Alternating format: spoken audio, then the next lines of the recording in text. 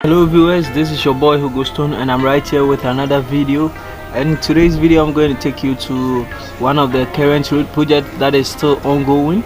They have asphalted and now they are doing the pedestrian lane, right? So I want you to stick to the end of the video and you're going to see how they are going about it and how the pedestrian lane are being constructed or are being done, right? So this is no other road than the Lakeside road, the Legon Hills from Gate to Lakeside, the from Gate to Lakeside road, which is the one that goes to the cancer hospital, right?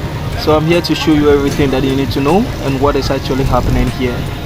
Thank you so much. Please, if you haven't subscribed to my YouTube channel, do me a favor by subscribing to my YouTube channel, tap the notification bell, like, comment and share. Do not go without subscribing, right? So I'm going to start a video from here to show you everything that you need to know or you need to see on this particular project. Thank you so much. Enjoy the video.